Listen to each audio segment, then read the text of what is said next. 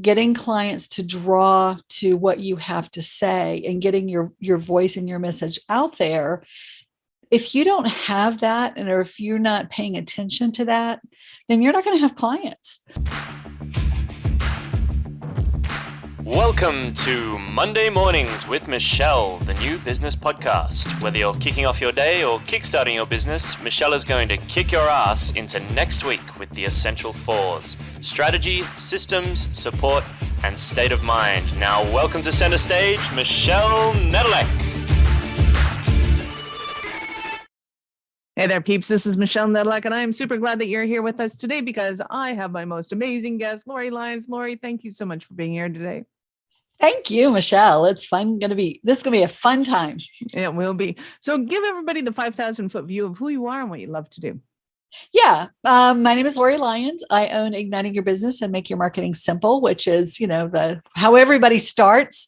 But very quickly, the 5,000-foot view is I was an entrepreneur back in the 90s, before the word entrepreneur, I think, was even invented. When people, when I worked from home, people were like, you work from where? Why don't you go into an office? So I know it's weird. And I actually had a little closet in my basement that was great. Window, office, everything. And I sold marketing packaging. I sold binders and folders and video and ultimately DVD packaging. And then this little thing called the internet came along. And about 2006, I figured out it wasn't going to go anywhere. So in 2006, I made a real shift in my business. I didn't just pivot, I swiveled and I closed up shop, because it's I either had to totally reinvent my business or I had to figure out something else. So I took a break, stepped back. And then in 2010, I went to work for a digital marketing company. I actually went to work for somebody else. I know it was a hard couple of years, but I learned the digital marketing business. I learned websites. And it really kind of brought in everything that I had done in my past. It brought in the marketing. It brought in, packaging in a way. And we talked about how to bring best foot forward on a website. It's just, instead of doing it visually, it was on digitally. So when I started, I knew nothing. I remember my very first call that day was, can you help me with my email? I was like, I don't know. So I slowly but surely taught myself how to do websites, because my role was an account manager. I was going to, help customers and get things done. But I realized that if I would learn a little bit about the back end of a website, if a client called and said, I just need this one word changed, I wouldn't have to put them through the system. And it could take 48 to 72 hours to change that one little word. So I learned how to do it. And then I learned a little more and a little more. And at the time, YouTube was really a lot of geeky people talking about geeky stuff. So I'd go on YouTube and learn how to do stuff, because they were talking about this new, this thing called WordPress that had been around for a while, but it was really starting to become, front and center for websites. So that's really kind of how I got my start in digital marketing. And in 2013, I was laid off because I wasn't technical enough. So my response was, hold my beer. What you don't know is I've been becoming technical the last couple of years. So I started building websites on my own. I didn't have a non-compete, so I didn't have to worry about that. And somebody called me and said, hey, I'm looking for one. And I'm like, well, I've never built one, but if you're patient, I'll be happy to, you can be my guinea pig. And I did. It took me a while. And his comment was, this was 2013. He said, I built my original website in 2003. This is 10 years later. I think I can wait a couple of months. I'm okay. So not only did I build his website, but he actually paid me. And then from then on, it just kind of revolved from there. And then in 2016 or 15, somewhere around in there, I became an official company and did it on my own. So yeah, so it was a little bit of a learning in the process. So very long story condensed as quickly as possible. Well, no, that's great, because you delved into how you got into all of that. So who do you love to serve and support now? Who do you work with?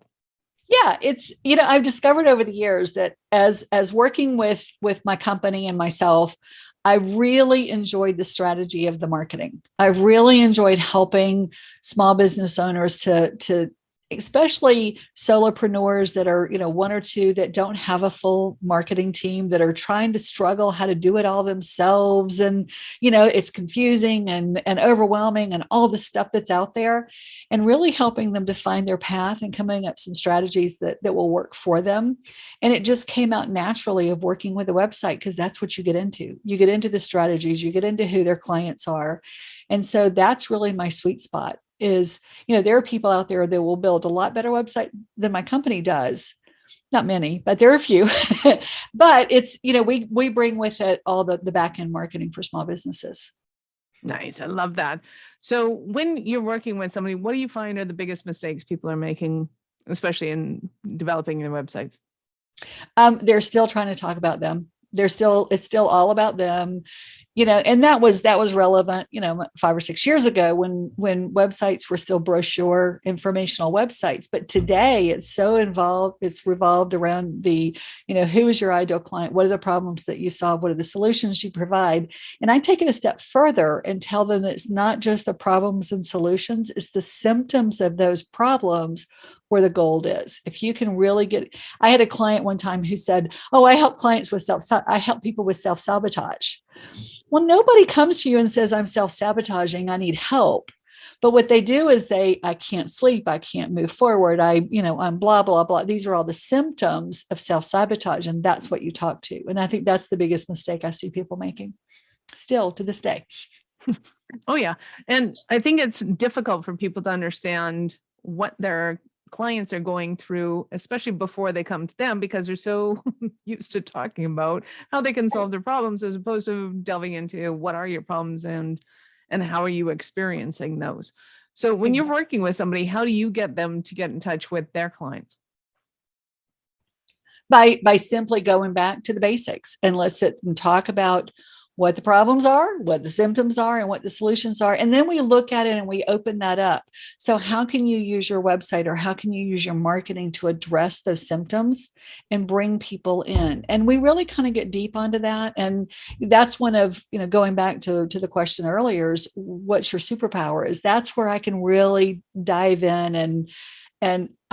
For some reason, when you're talking to different industries, I've been around enough that I can kind of hone in and I can figure out what the problems, because when it gets right down to it, 90% of the businesses in the world all have the same problems. So it's just adjusting them to theirs. Yeah. Right. So I find that when, and maybe it was always like this, but I'm finding more and more that marketing is almost becoming not a make work project, but it's almost like it's a business unto itself. You have to do the work of marketing, and then you have to do the work of fulfillment. It's like there's a whole other kind of thing going on there. Talk to me about one, how do you get people to wrap their head around that? Because it's almost like wearing a different hat. Yeah. Well, it is wearing a different hat, because you're trying to figure out that problem thing, and then you have to jump into the fulfillment, which is then the solution. Right. How do they manage that back and forth? Strategy versus tactic. Yeah, it's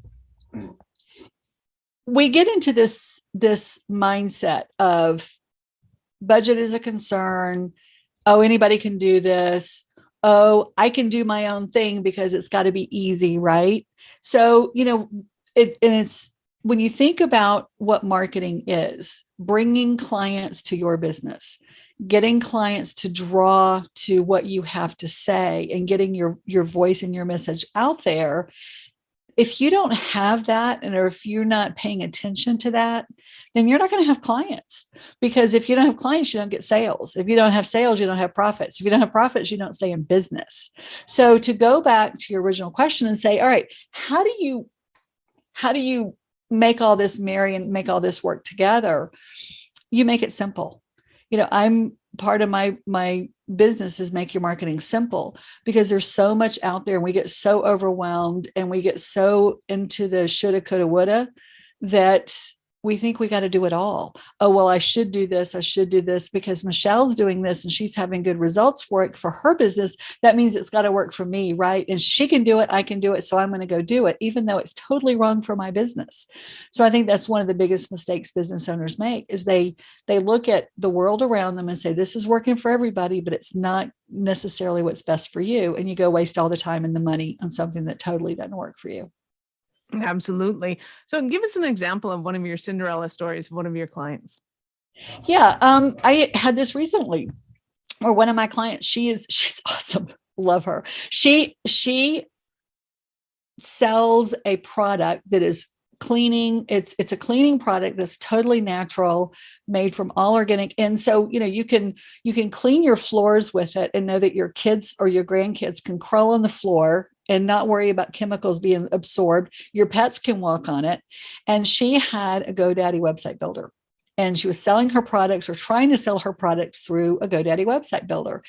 And she was at a point in her business where she really needed to upscale, and she needed to say, this is who my target audience is. They're willing to pay, $25 a bottle for this. And there was a unique piece about this, that once you pay for the set, you pay for the bottle, the spray bottle, and then you pay for the vial. The vials you can get on subscription, and a $3 vial, half of it will refill your bottle with water. So it's really, it's a cost up front that's a little, like, wow, I can go to Walmart and buy a bottle of whatever, kaboom, for $4. Why would I pay this? Because of all the benefits to it. So she had a higher end market, and she was selling it on a homemade website. So once we came in and switched over and gave her a process and a system that worked, and upscaled her message, her branding, her marketing. She already had some good branding. She just had to present it to the world better. So now that we're done with all of that, she's out there selling it. She's, rocking it on TikTok and, doing all the things that are bringing her business in. So that was a fun Cinderella story. Nice. I love that. So what are some of the stumbling blocks that somebody might be having and thinking, oh my God, Lori, I need you so badly? Yeah, it's getting out of that mindset of it's all about me. It's that, it goes back to what we said earlier, that everything is not about you. In fact, none of it's about you. It's all about how I serve you. And so that's one of the biggest stumbling blocks, is doing that, reframing that mindset of how to be of service and how you're serving your clients, which is hard sometimes. And because even the about page is the second most visited page on your website. Your homepage is the first. Your about page is the second. Even your about page should be about you, about them, not about you. And the way you do that is say, I've been, here's my story. I've been there. I can relate to you because I've been where you are. So so that becomes about them. And that's the biggest thing, is getting that switch. Nice. So what are some of the things somebody's looking at this, they're going, uh-oh, I don't want Lori to audit my website. So if they go into their website and they see things like what, they need to call you. If they see if they see me, if they see, if they don't see enough we's, thems, or you's, then that's one of the immediate triggers. And that's the first thing I look at when I go on somebody's website. Say, are they talking to me or are they talking about them? And it's, I can do this for you. My company does this for you. We can help you do this, versus you have this problem. This is what you do. Let's solve it for you because we understand it. Nice. I love that. So I know our listeners are going to want more from you. How do they start their journey with you? Yeah, they can go to ignitingyourbusiness.com, and on my contact page, ignitingyourbusiness.com/contact, are all of my social medias. Everything is there. You can follow me on Instagram, and I also have my podcast that you were just a guest on. They can go to the Encore Entrepreneur podcast and see all my information there as well, and listen to the podcast. Absolutely. Love it. Awesome. And of course, we will have all those links in the show notes for you peeps. So you know that. So Lori, I have to ask you, at what point in life did you know you were a special kind of crazy enough to think that you could become an entrepreneur? Well, as I mentioned earlier, that was in the mid-90s, and it wasn't a conscious decision because it wasn't a thing then. It was, the business I was working in, I was giving my boss 50% of my profit for him to handle my receivables. And that's all he was doing at that point. I was like, hey, wait a minute. I actually had a computer. We were still doing invoices on a typewriter with carbon paper. I can do my own receivables. Thank you very much. And left and became an entrepreneur before entrepreneurship was cool. Isn't that awesome? Yes. And in that entrepreneurial journey, we all have some follies and some mistakes that we have fall down flat on our face, but sometimes it's really funny. Do you have any funny experiences of follies you made in business? It wasn't necessarily that. It was the morning after I left, and I was actually going to turn in my notice 2 weeks before he found out that I was doing my own business. And, at that point you're like, filled your box with your stuff and you're escorted out the door. So I wasn't quite ready. My mailers were not ready to go out yet. We were going to send stamps and postcards announcing my new business. So first thing I did was called my printer. I'm like, okay, I got to have them tomorrow. And the next thing I did was I woke up the next morning and was like, oh shit, what have I just done? Right. Oh, and then reality kicked in. Right. And then I look over the next the next 30 years of my life, or 20 years, or however many it is. And I've had several of those oh crap moments, but it all works out, because sometimes if you don't take the risk and if you don't extend and go outside of your comfort zone, I'd still be working for them and paying them 50% of my profit. So we don't want to be doing that. No. Nice. So I also want to ask you, what are some of the things that you love the most about what you're doing right now? I just love getting into that creative mode of what about this? What about this? What about this? Because, while it drives my husband and my son crazy when I do that, for business owners, as long as we're videoing and transcribing, then a lot of times some weird stuff comes out of it, but some really good stuff comes out of it. And that's where the magic happens, is when you're just in that creative flow and let things riff, and you're just like, where did that come from? I don't know, but it's fun. That's the part I enjoy.